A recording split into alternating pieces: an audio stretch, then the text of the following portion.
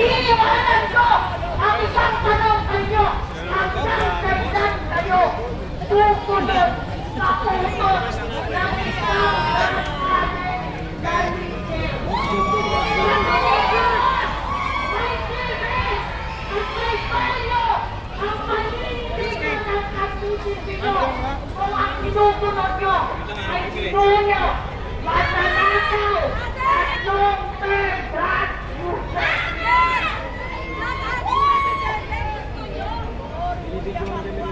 Adik ang presidente!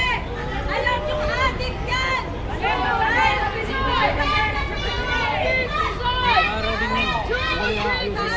May araw din yan, may araw din yan. Maraming salamat po. Palakpakan po natin ang sektor ng mga kabayan. At kayo naman po. At kayo naman, bigyan po natin ang pagkakataon ng mga pagsalita, magbigay ng pahayag mula sa ating mga kapatid na Muslim. Tinatawagan po natin si Professor Dorin Palong. Palakpakan po natin. Desperado mo, Bobo! Sumabot ka ng magas! Boss, ayan si Rimulya, oh. Ayan. Ayan o. Tayo, nasa taas o. Piling! Ang kapal ng mukha mo. Piling ka! Puta ka naman, Rimulya. Takot pala siya eh, kasi maraming bantay. Oo. Eh, hindi man yan makuha. Puta ka naman, Rimulya. Gago! Gago! Putangin na ba, Rimulya? Oy, wag yan. Ito yung kasi nagtatrabaho lang yan.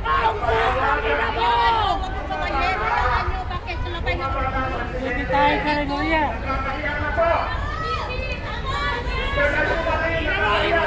Tanda mo yan, Rimulya! Pag nakaupo si Sara, makukulong ka din! Dapat ka lang dahil may mga pulis! Umikot na kami at tinanong namin ang aming mga kababayan. Eh, kinakahiyakan na namin sa kapite. Kung sakali man. Nagpipis naman siya eh. Nagpipis naman eh. Nag-sign naman siya ng peace eh.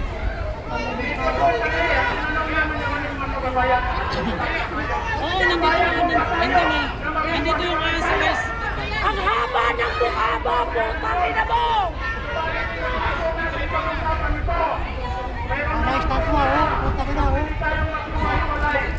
Alam mo, di na... Libre siya to eh. Jobbik Rimulya na mga sarkasan mo! Putangin na mo! Ating gobyerno, lalo na sa kasalukuyan, nakakahiya na po ang sitwasyon natin. Masakin ninyo, ang dami ninyo, ang dami na umalis na manifestation. Ito yung maganda gagawa ng statue. Yung nakaganyan nila. Sumibat na namin sa trabaho. Adik! Adik! Puta ka naman, Rimulya. Matino, ang gobyerno namin doon. Matino ang gobyerno namin sa tinatawag na gobyerno. Ito po ang mensahe mula sa mga kapatid sa Muslim. Ayun talaga, maraming korte. Ang ating bansa at maging proud tayo sa malandakan sa mundo na tayo ay mga Pilipino. Sabihin mo yung mga responsibilidad sa sila Pilipino.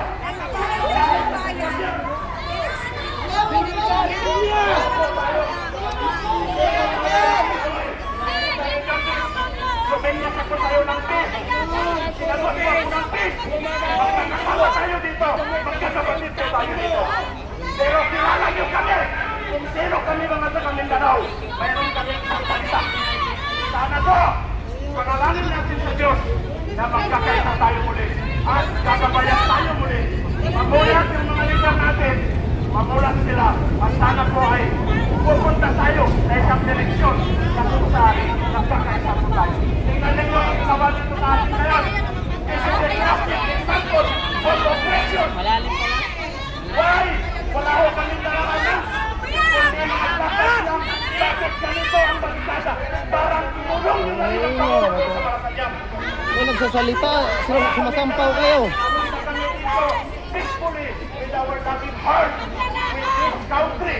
Ako po, sabihin ko sa inyo, Moro National Liberation Front member ako. Kombatan po ako. Kombatan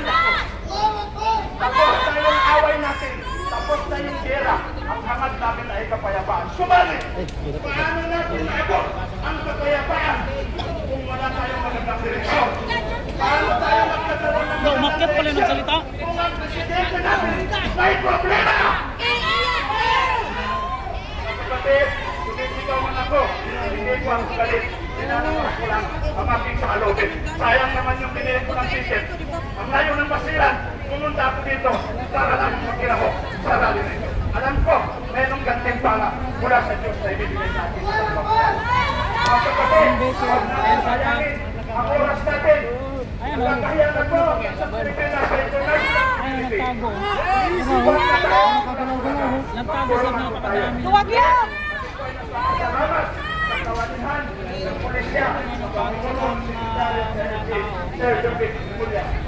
Salamat kami. Nakikita man ang ginawa ng gobyerno sa atin. Hindi kayo nasangkapan lang kayo matupatid. Awa mo, ate. Tatanggapin ko po namin. Alam ko, tingnan nyo yung mga mukha ng mga pulis natin. Malungkot sila. Malungkot sila. Kasi sila, nadarama din nila. Nakatamasa din nila. Kung ano yung sitwasyon natin ngayon, mga kapatid. So, yan na lang po. Maraming salamat. At sa muli natin pakikita, inshallah. Secretary, mabuhay po kayo. Mabuhay pa lang sa Pilipinas. Bawak na! Bawak na!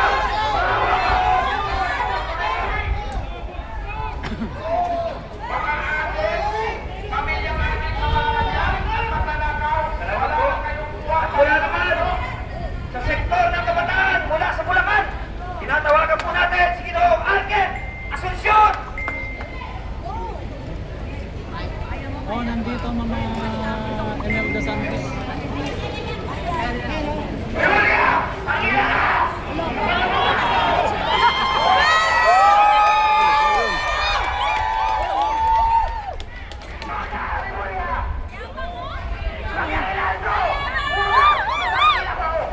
Gago to.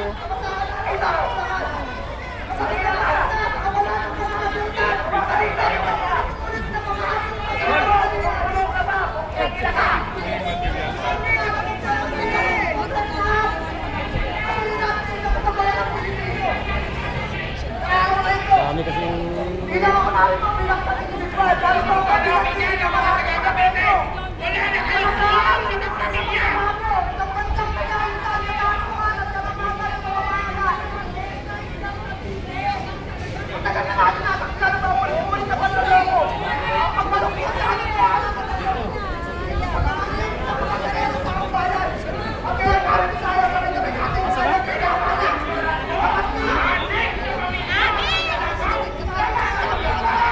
ha?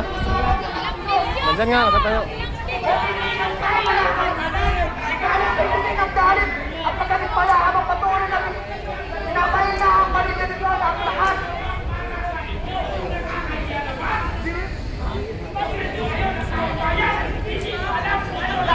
Nagsasalita eh, dapat tinanggalan ng microphone yan eh. Wala sa likod. Ano naman may nagsalita dito eh. Ang titigas ng ulo, sabi isa lang magsasalita.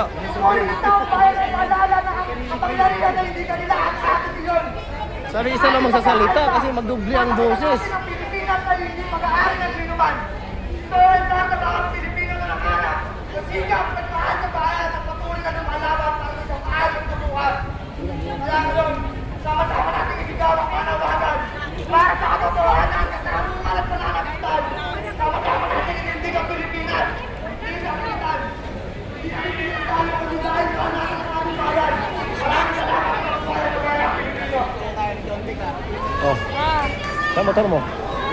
Andun? Hindi ka mo sa limasan? Ha?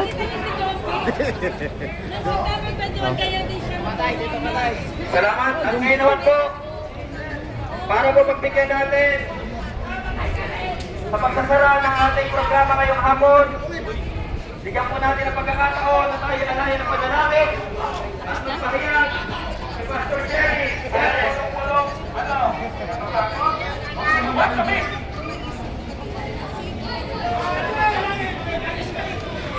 Yung idol natin oh, na malakas bumanat.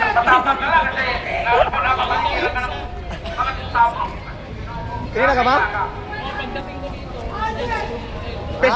Best friend mo nandun sa tuktok ko.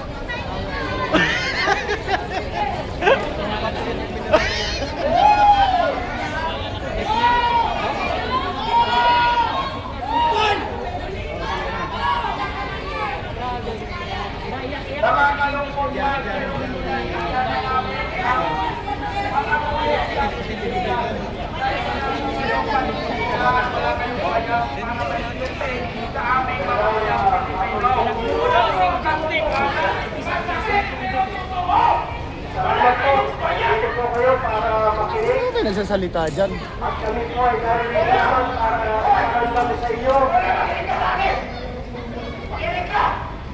Uy! Uy! May nagsasalita pa dito! Ang kukulit, ayaw. Sinabihan na kanina, ayaw makinig eh. Yan yung mag-umpisa sa gulo kayong mga ganyan kasi. Muli po, magandang hapon, Ginoong Remulla.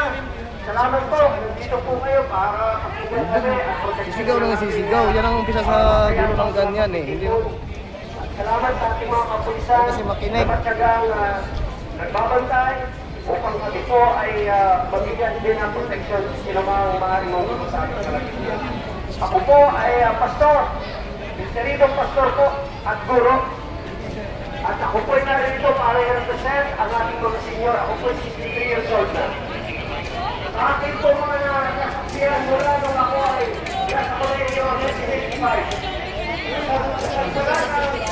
People's Power ay pamulan ng ating naisipan na walang maaaring makatulong upang mabago ang ating pamahalaan kundi sa pamamagitan ng pagpapahayag at ng kapangyarihan ng mamamayan at wala ito sa mga namumuno sa atin.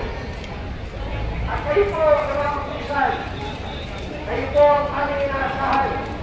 Sa pag-ayos ng kapayapaan, sa pag-ayos ng kapayapaan,